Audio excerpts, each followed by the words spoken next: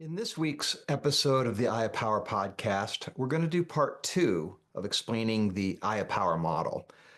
In the last one, we started with the pain quadrant, which is where we get a more mature relationship with pain, which turns out, even though it doesn't feel too good, it actually is an ally. It shows us where reality actually is knocking on our door, and it helps us deal with the process of getting out of our comfort zones, being able to make proper sacrifices. We can't have everything, so whenever we want something, we have to give up another possibility for that thing, at least in the short term.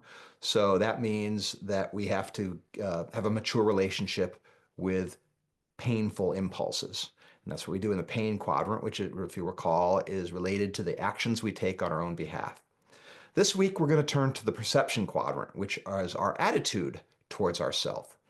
And in the perception quadrant, we really are talking about our self-conception, the things that can go right, the things that can go wrong, and how we can improve our self-view and become more powerful. That's what we're in for today, so welcome aboard.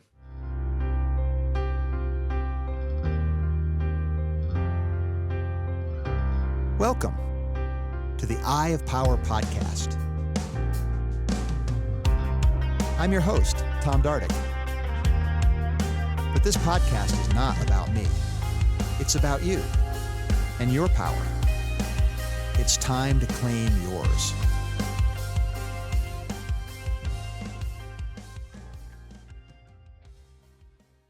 Okay, starting with the perception quadrant, remember there's four layers to the Eye of Power model in each of four quadrants, giving us 16 different sectors. And we pay attention to the dynamics of each sector. And we do that systematically. And that's how you use the Eye of Power as a model, as a map, as a flashlight to see the things that might be holding you in place, that prevent you from making the positive changes you know, at least intellectually, that you'd like to make. So here we're going to talk about this quadrant in the bottom here. We'll start with the corrosions layer, which is the force that holds us in place. In the perception quadrant, the corrosion we call confusion. So confusion is just another term that begins with C, but it's basically the opposite of clarity. It's the ability or the inability to distinguish truth from fact, real from imagined, um, the differences in importance between competing impulses. When we're talking about ourself, I often say that we are like the iceberg that you see out there, and you think you see the whole iceberg, but you're really only seeing about 10% of the iceberg because most of it is submerged underwater. And the same thing can be true for our self-view. We think we know ourselves. We are with ourselves every day, all day for the rest of our lives, for the past and the future of our lives. And the perception is that we know everything, but the truth is that it's more like the iceberg, because we are sort of a multitude in there, in the crazy head of ours. There's lots of different things going on, competing interests. I often ask people, have you ever made a New Year's resolution and not keep it? And most people can relate to that. And the question is why? Sometimes it's a problem in the pain quadrant, which we talked about, where you thought you might want to sacrifice something, but you really didn't want to. But in the perception quadrant, it's because you don't know that there's aspects of yourself that is valuing something, or that's seeing something a little bit outsized. So the Eye of Power is a specific model, and we all use models. That's all we really can do. We use models as proxies for the world because we are beings of limited perceptive power. So everything we think, everything we do, everything we perceive, we're using a constructed model to try to process that with, to understand the building blocks of cognition. That's our lot in life. There's no getting around it. And when we lack clarity about our model of ourself, confusion is the inevitable result. And there's typical things that we might get confused about. Usually, our confusion comes out of some sort of woundedness, where we've been criticized or we had some sort of failure, quote unquote failure, or we've had some sort of trauma or stress or something that hurt us, that we say, okay, I'm not doing that again. And then we tell ourselves a story about that. And part of the purpose of that story is to provide emotional protection. And so a lot of our confusion is really an outgrowth of the strategies that we've used throughout our lives to protect ourselves, emotionally speaking, usually. And so the problem with that, of course, is that if it's a story that doesn't match our current circumstances, it becomes limiting. We're protecting ourselves against a threat that is not there. And so that takes up energy. It causes us to have a distorted view.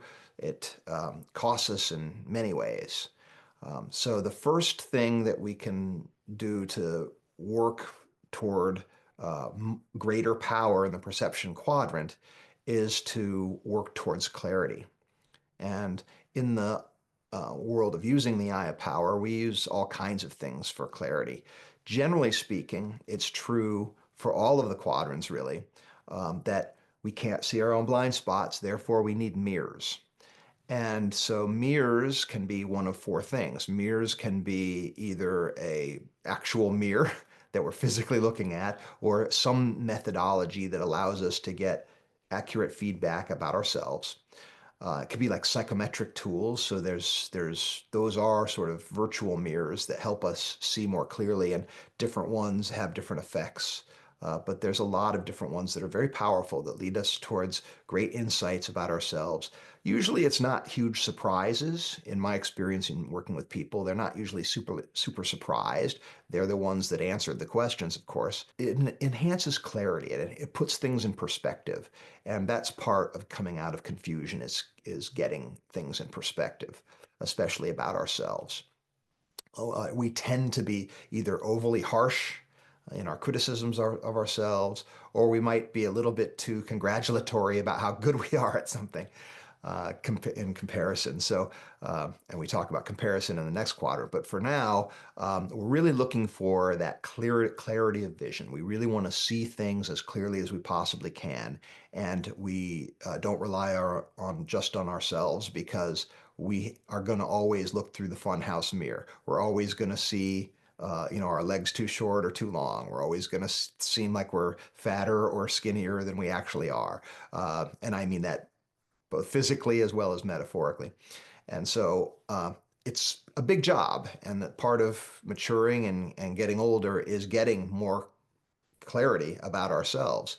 It was said that knowledge is the root of power, uh, but really self-knowledge is the root of wisdom. And so that's a pursuit that really we all should be energetic about. So that's the confusion piece. So once we've sort of see, okay, I'm confused about this, I do a little bit of work, I can start to see, okay, this is where my vision could be more clear. What am I supposed to do about it?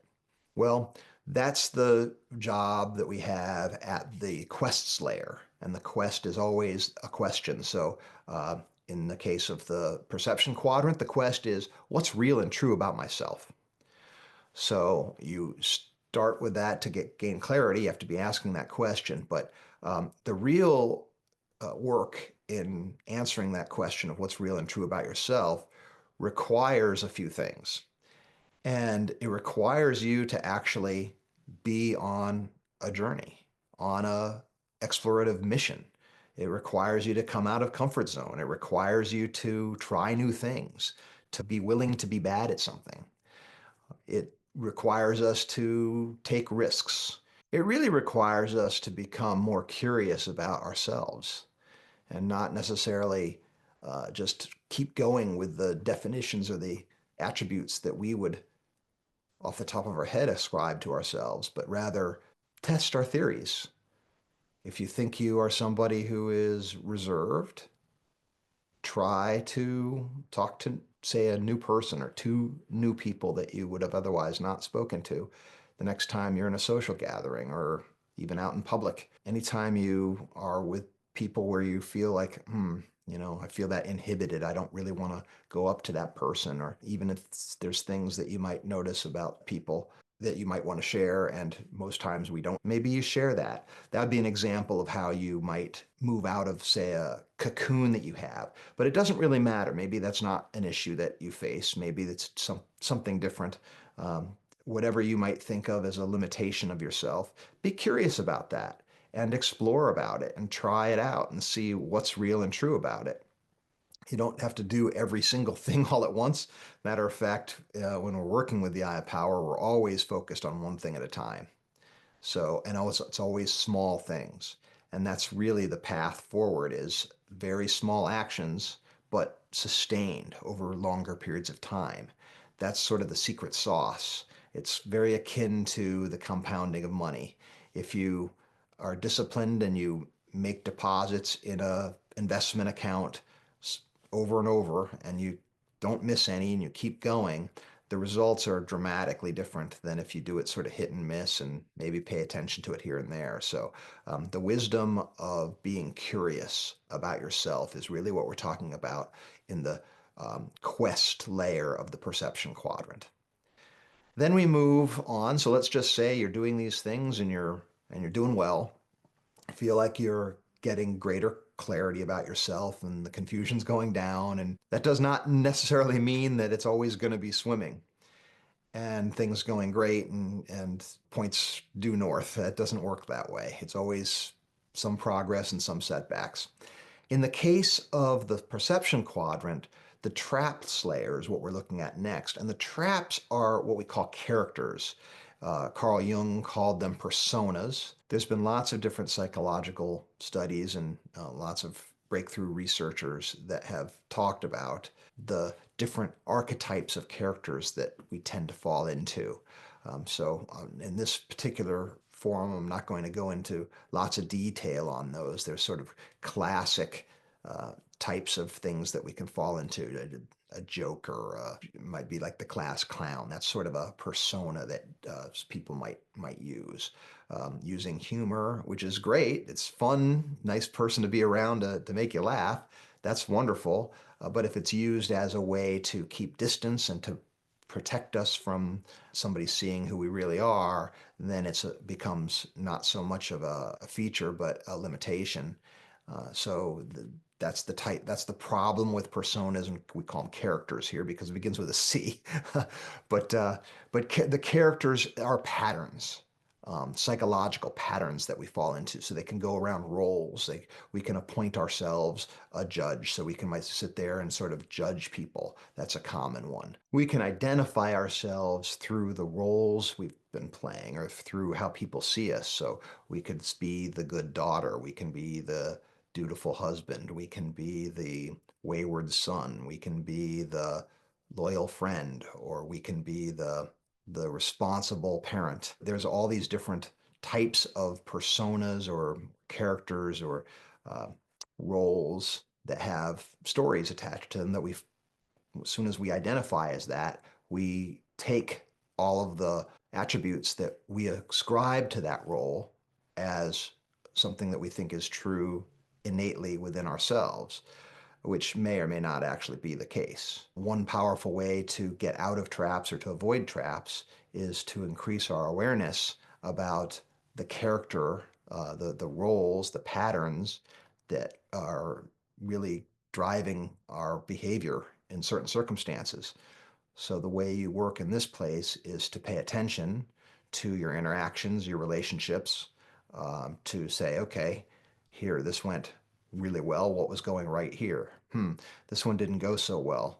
What could I have done differently that would have changed things? What behavior pattern might I have been playing out that I thought, without thinking about it, actually, I played out in that role? But if I had time to actually look and think more deeply about it, I probably would have chosen another modality or another approach, another paradigm, another way of thinking or framing that particular interaction or that discussion or my view of the situation. So it's really a matter of being very diligent about looking past the presenting aspects of ourselves to the deeper reality below. And the final layer is called the capacities layer. So the capacities layer is the place where we're talking about developing our virtues that are going to maximize our personal power, our agency. We talked about courage in the pain quadrant. In the perception quadrant, it's sort of honesty is a way to start thinking about it. But it's we and I thought about in the beginning when we were first building the model out. I was at first I started to call this particular capacity clarity. I'd mentioned that as it relates to being a good tool to help us move away from confusion. But as I thought further, it's really not clarity. Clarity is not the end. Clarity is a condition that helps us. But what really maximizes our power is a condition called congruence. Congruence happens when our impulses, the things we care about, the things that move us and motivate us, are lined up in the same direction. What happens to us almost inevitably is that we have conflicting priorities and conflicting opinions about how this situation should be or what is more important than what, or any kind of evaluation that we make, in this case about ourselves. We think that to be a man and to be strong, you can't show weakness through, let's say, crying or being overly emotional. And that might be a belief. That does not mean that you don't feel those things, just means that you don't show them, let's say.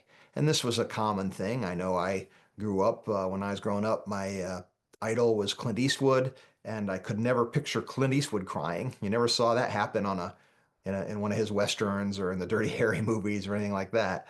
And his job was to make everybody else cry. He wasn't going to do it himself. And my picture was that was how, being an ultimate man, that's what it looked like. And if you know me or have talked to me about anything serious, that is not the playbook that I've tended to follow through the course of my life. I tend to cry at the drop of a hat, almost just kind of a softy that way, and I don't see it as a weakness. I think being open and honest and being courageous in terms of allowing yourself to feel, even when it might shed a tear, is actually a better way to go because you are more open to yourself. So it helps in this quadrant where you're just allowing, if it's there, you're just allowing yourself to see it and feel it. And then by extension, you're doing the same for those around you. You're allowing them to see and feel how you actually are feeling, and therefore they feel like they might know you better, or they feel like you at least value them enough to share honestly part of yourself with them, which is really a great gift. So congruency is not something that comes overnight. It's a lifelong, just like all of these things, all of the capacities, they are lifetime ambitions. And it's like, you can think of it as like, well, when are you strong enough? When are you brave enough? When are you fit enough? You could always be a little bit more. But the point isn't to try to do everything you possibly can to be maximally any of these one things. No, the point is to be slightly better tomorrow than you are today. That's the point. The point is to constantly move in the positive direction. It doesn't matter whether you're making great leaps or just baby steps. Motion is the key. So when it comes to congruency, what happens is you continually learn something new about yourself on a regular basis. And as you do, you move towards greater states of congruency. The more congruent you are, the more your energy flows towards the things that you want it to flow to. So that directly impacts the amount of personal power and agency you have because you're not in your own way. You're not uh, saying one thing, doing another. You're not giving the impression to other people that you actually wanted this when you really wanted something else. You're not working on a particular goal thinking it mattered to you when something else actually mattered to you a lot more. So these are the traps that we can avoid when we become masters. And again, I don't care how old you are, I don't care how advanced you are, you got ways to go. We can all get better. But when we get to a point where the congruency is something that is not constantly bothering us, coming into play. Sort of like with courage in the pain quadrant, where if you know something is the right thing and you're conditioned yourself that you always do the right thing, then you've basically mastered courage. You've got enough courage so that your character is not going to be compromised because your courage is atrophied. And it's the same kind of thing here in this capacity, where if you're congruent enough to the point where you decide there's a priority and you can put your talent to work on that priority, then you're not working at cross purposes, and people see what matters and why, and can come to your side a little bit easier. They'll at least understand. If they don't agree or they don't support, they'll at least understand why you're doing what you're doing, and so will you. This all allows energy to flow more freely, is the word I'm looking for there. And that free flow of energy is really important when you want to get things done. So that directly impacts our agency and our personal power. If you look at people who are very successful, very able to achieve the things that they want to achieve, it's because they have a high degree of congruency, at least around that thing that they're putting their efforts towards. They're not conflicted. They don't have second guesses. They know what matters, and they're putting 100% of their effort towards that. And when we can muster that state of our mind, then the same thing will happen for us. So that's basically the perception quadrant. If you have any questions or comments about that, please do not hesitate to reach out to me. I love talking about this stuff, and thank you for being with me today. Next week, we're going to look at the people quadrant. So thanks for joining me on the Eye of Power, and be congruent.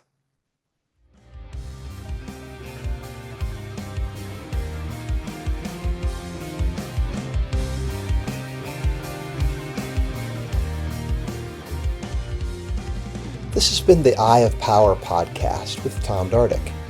I'd like to thank you for listening.